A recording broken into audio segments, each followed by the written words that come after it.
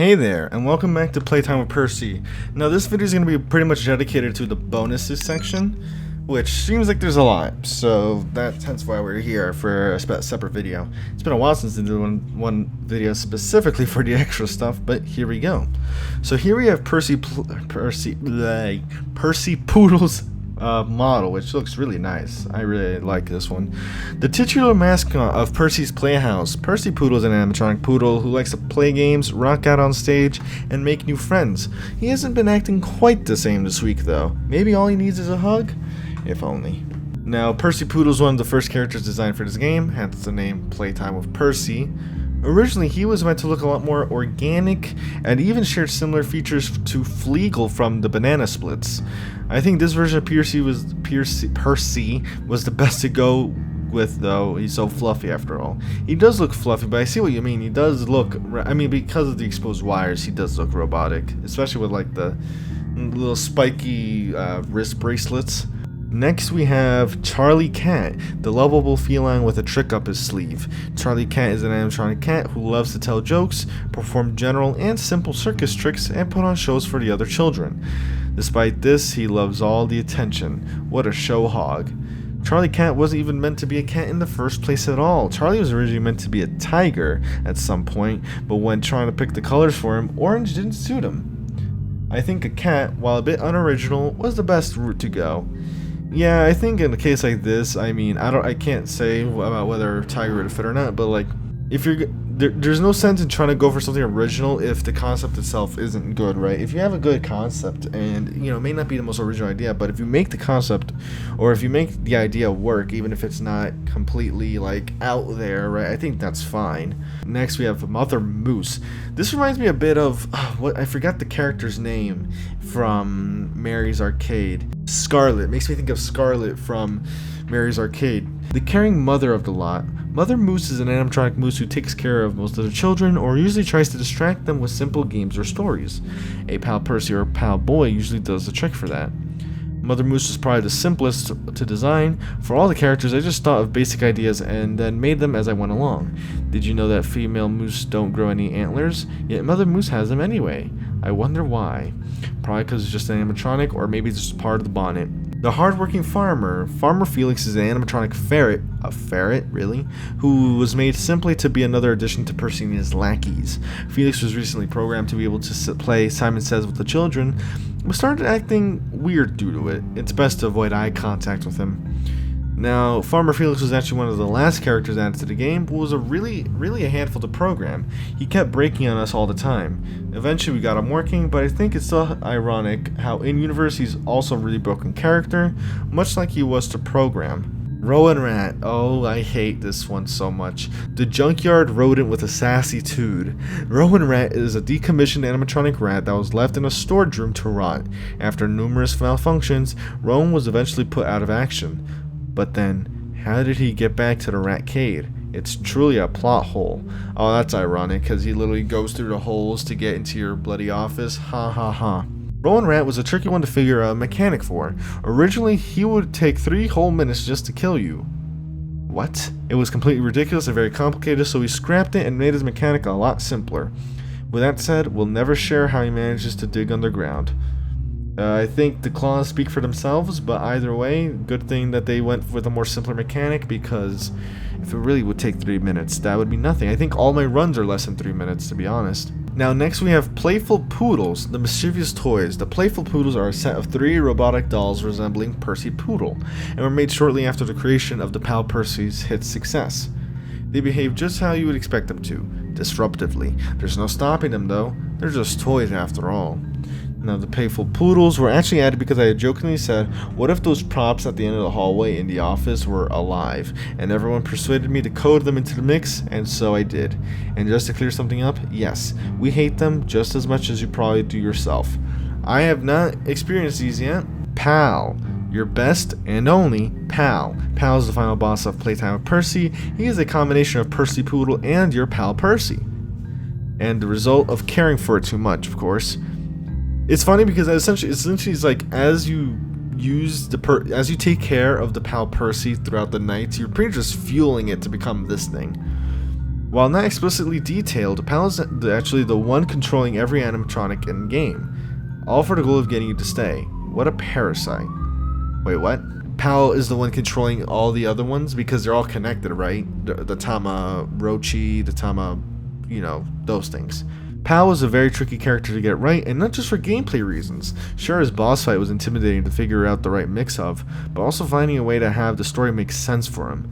If you're going to ask exactly what is the PAL Percy, perhaps that's the story to tell down the line. That would be an interesting one, because I'm curious as to why the PAL Percy even went crazy the way it did, because it seems like it grew obsessed. It's like it literally, the PAL Percy, you know, as it was being taken care of, grew obsessed with you because you were pretty much the only one that ever took care of it in the first place, right?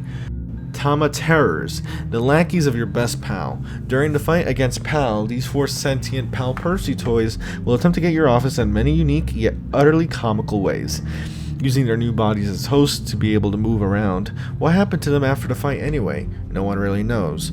The Tama Terrors were a very late addition, but also the best one they could have made. Originally, the fight against PAL was just going to be just him, and then him alongside the other robots. That sounded boring, though. A friend then suggested to me, what if the enemies were different PAL Percy toys? The rest is history.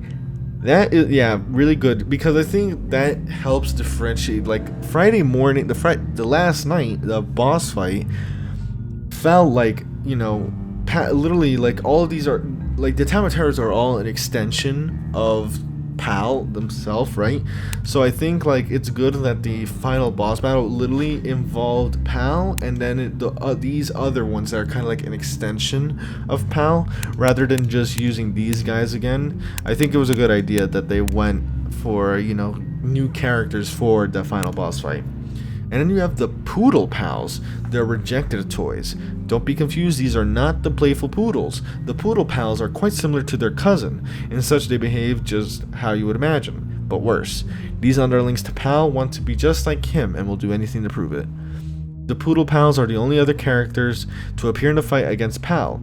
Raiden actually concepted them when I had similarly suggested if the playful poodle should be in the fight. It's weird how these similar things happen, right? Indeed. What's next? Of course, these characters I haven't unlocked, but we can see the silhouette, and already this one, I don't know what the hell this is supposed to be. Is this sound?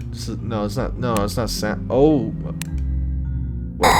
Oh, gee, it is sound. How does this icon mean sound?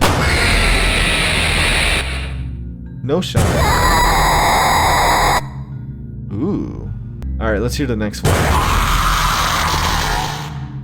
I like that they're different noises for each of the animatronics, because it could have been so easy to use the same one for each one, but they're different jump scare sounds.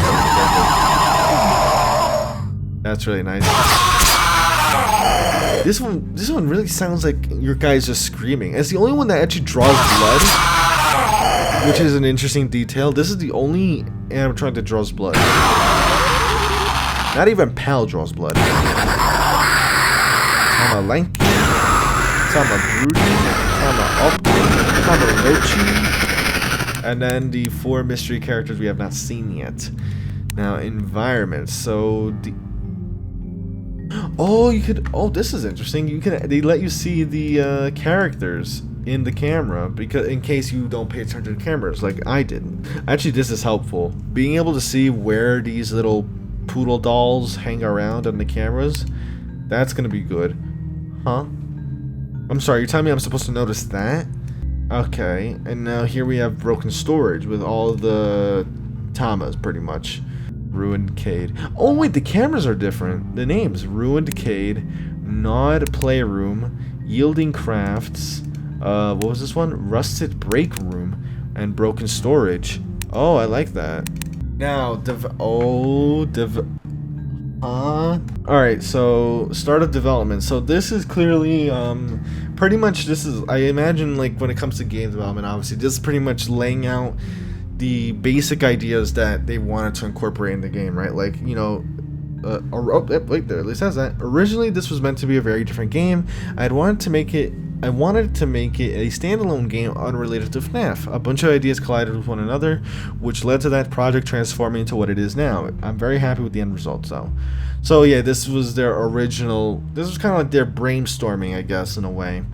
Or, well, I think it's a bit more than brainstorming at this point, because they pretty much literally laid out a lot of different ideas.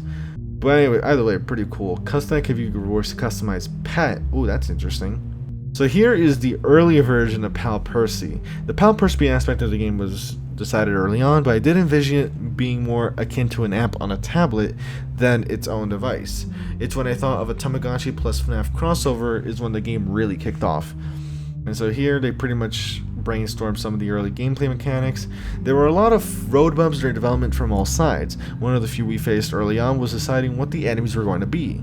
As you can see, enemies like the possum were scrapped, but enemies like the Mother Moose and Percy Poodle were kept. Rat, robber lives in trash. Name would be Rotten Randy. Here we have some character concepts. As such, I only ever envisioned there being 3 enemies. Enemies like Mother Moose, Farmer Felix were sketched out, but at the time were never added in. The playful poodles, on the other hand, weren't even thought of yet. Also, I like the alliteration. I didn't even notice that. Percy, Poodle, Charlie, Cat, Rowan, Rat, Mother Moose, Farmer Felix. Which, now that I think about it, what in God's name am I looking at? Subtract to start. Yeah, I don't know what I'm looking at here. Yeah, okay, I don't want to melt my brain here. During the rework, the Pal Percy got a complete overhaul to the one you see now. Before, it was just a waiting game until it got enough happiness points. Now, as you know, it's a lot more interactive with different minigames and such. Definitely a positive thing. I mean, if you were just waiting, then it really wouldn't have been a Tamagotchi's concept, really, because the whole point of the Tamagotchi concept, right, is that you are interacting with the toy. You have to take care of it, and you can't just leave it lying around type deal. Now here you have the Mother Moose concept. While this was happening, I was in the process of adding another character, Mother Moose. A pretty easy addition. I consider Charlie Cat and Mother Moose to be like Bonnie and Chica. Pretty obvious, they literally appear from the vents. They're the only characters that appear to your left and right. Early menus / touch-ups. After that, I was beginning to polish the main office section. It took a lot of work, but I'm overall very happy with how it turned out. But during this time, it felt like someone else was missing. So we added Farmer Felix. His mechanic was originally just to show up on different sides of the office, but that didn't make sense, so we opted to put him outside of the office, and a Simon Says machine was brought in as well. One of the last things we added for Felix was actually his power shutdown trick, as originally all he did was shut off cameras. Now it was time to start on the post-night tasks. These are the hardest parts to work on. Very nervous and stressed with them, being just right, fair, and fun, and I believe they're just that. They were rather entertaining. Playful poodle concepts. Halfway into the post-night tasks, I decided to add the playful poodles. All of them were super easy to code in, and added a lot more challenge to the game. They're probably either the most popular characters or the most hated. There's no in-between. Early Farmer's Serenade concept. What is this? Farmer Serenade is one of the most challenging ones to make. Originally, we were going to play a game of whack-a-mole inside of Felix's head. However, coding complications and the fact of it being really stupid forced me to scrap the idea, and instead you just repaired 4 different repair minigames. The poodle aspect was always planned and was kept in. As you saw, you had to really pry them off. Cutscenes / pre-boss development. After that, most of the cutscenes were finished, and so was the pre-boss cutscene, which was pretty fun to make. I also wanted to make sure I correctly captured the feeling for Pal in particular. I think I nailed it pretty well. Very well.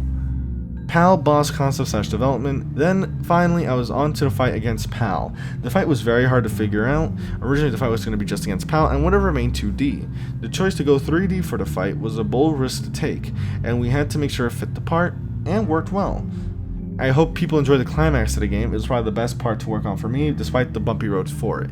I did like the boss fight a lot. And that's right, it didn't even occur to me that I did kind of go 3D, because you had to, well, you interacted with the office, you know what I mean, more so than anything, because before you only really interacted with the door and the Simon Says tool. Other than that, you pretty much hit cameras and your Pal Percy. After such, it was just balancing out the game, adding extra content. Most of the images were taken right after making this menu tab. I hope you like the few development key points I included in this menu. It's pretty cool, at least I think so. I always like seeing like the development process. It's always cool to see. So it's a nice roadmap in a way to look at. This was going to be an old Game Jolt thumbnail. The arcade cabinet seen in Retro Hijinks was originally red before I made it a lime green color. Yeah, this red and like dark contrast looks kind of odd. Here you have a prototype logo before the game page launched. This was the original logo. I didn't want to scrap it at first, but I felt it was a need to do so. Besides, the logo is a bit similar to another game with Playtime in the name.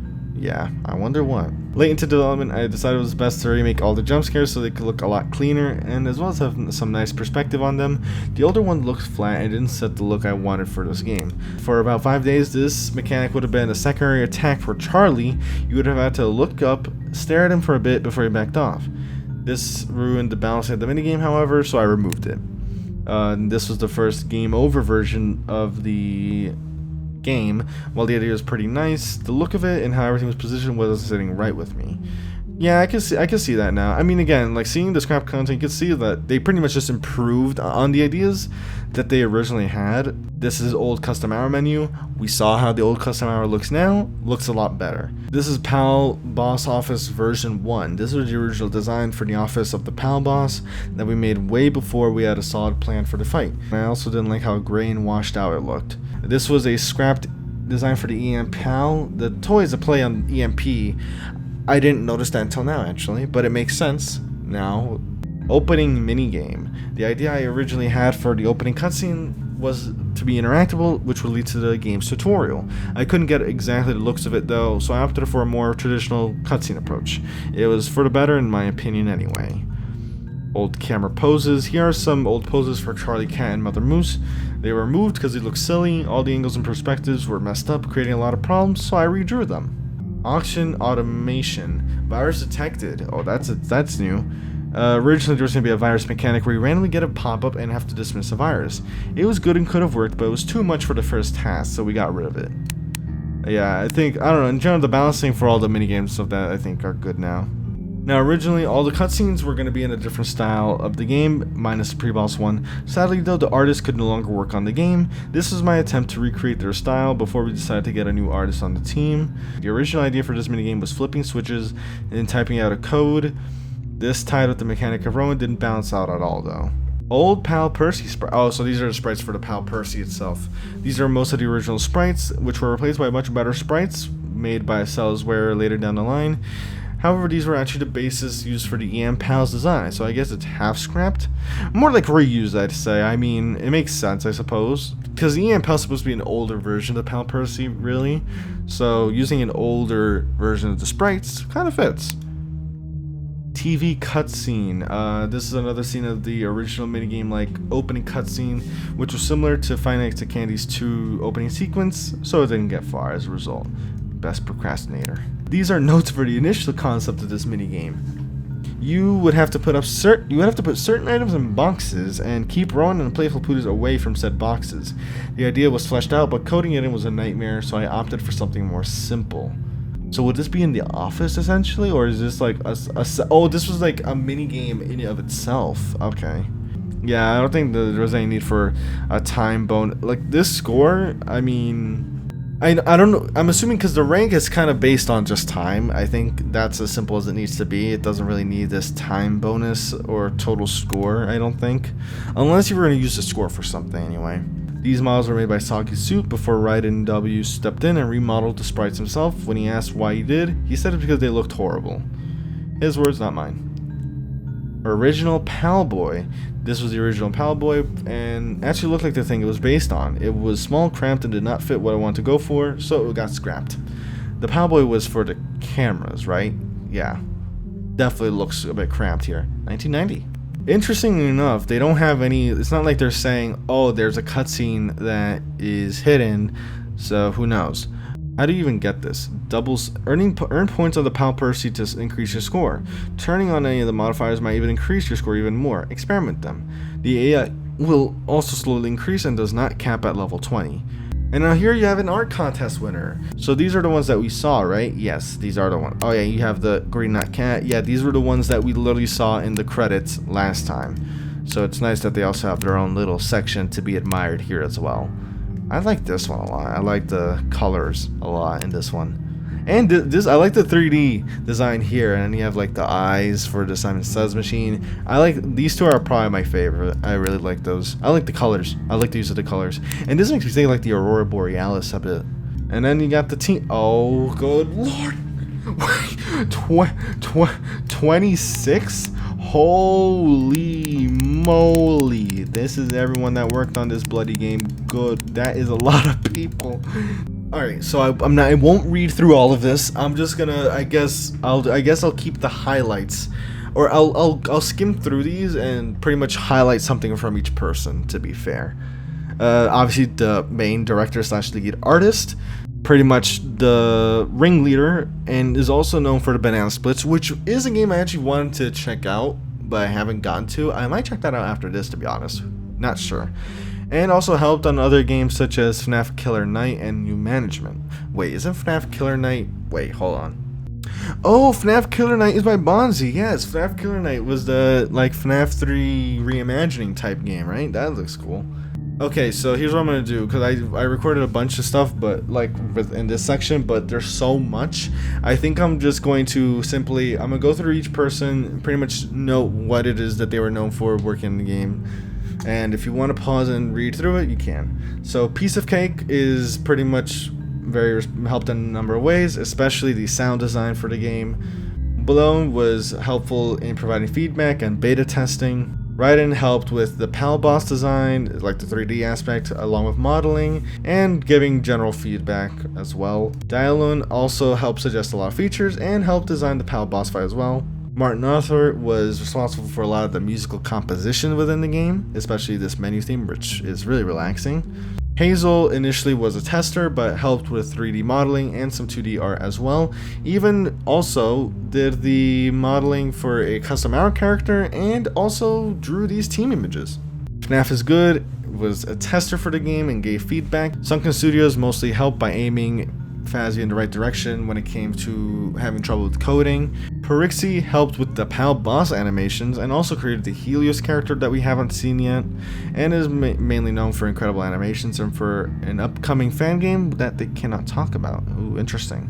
So Ollie was someone who did a lot of pretty much testing and gave feedback, I imagine.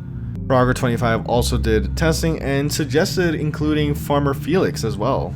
Soggy Soup is the lead animator for the game and made all the animations for the characters you see. Despite his burning hatred for the game, he enjoyed working on it.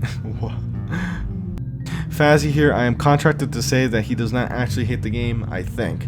The world may never know.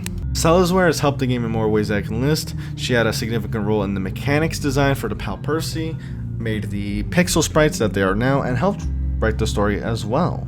Ziffy didn't directly help with the game, but was instead brought on to create promotional material, like a promotional poster made for the game when it was first shown, and also made the Sunny Sheep character.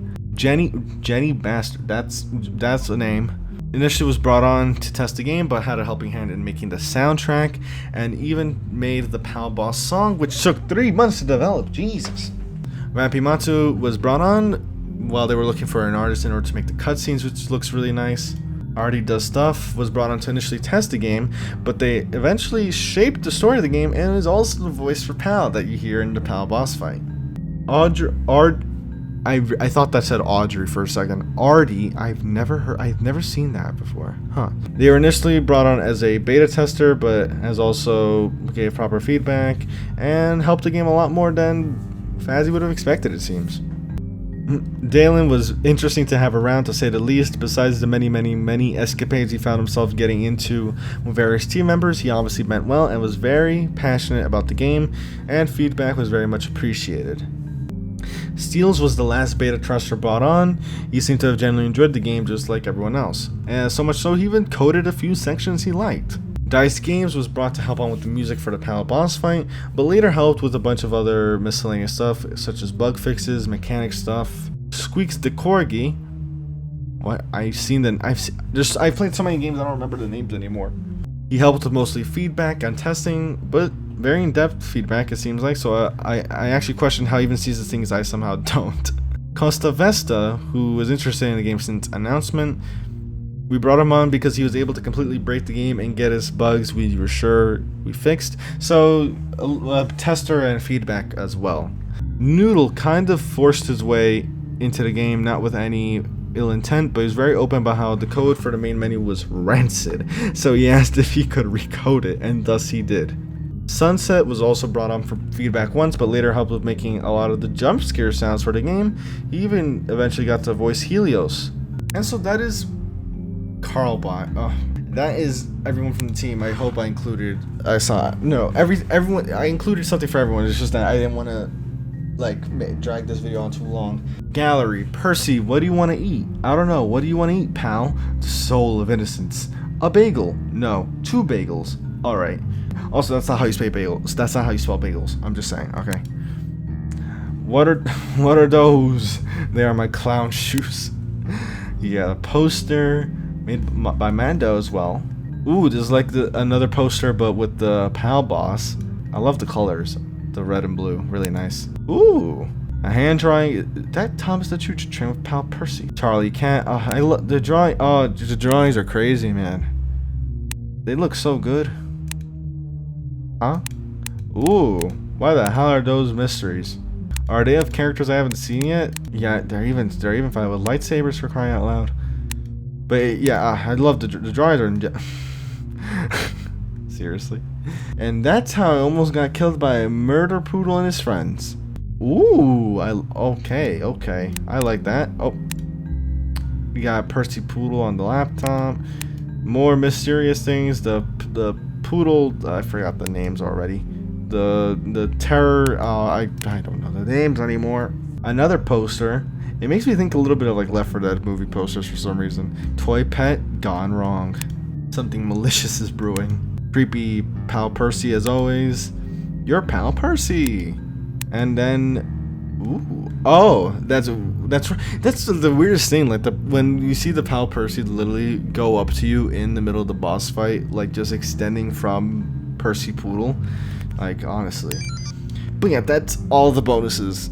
That's a lot. That's a lot. I've been recording for almost an hour. I was not expecting to be, to go through that. Also, you're following my cursor. I didn't even notice that until now. Hopefully I'll try and trim it down as much as I can. I just wanted to show everything because they put a lot of work into, and the bonuses. And in general, I just wanted to show a behind the scenes look for the game that, they worked hard into presenting so nicely for us. So of course, with that said, I hope you did enjoy. If you did, leave a like, subscribe, all that good stuff. Let me know you're enjoying the content and want to see more like it. Of course, this game is in the description below as always. Great job again to the team. And with that said, I hope to see you in another video. Take care.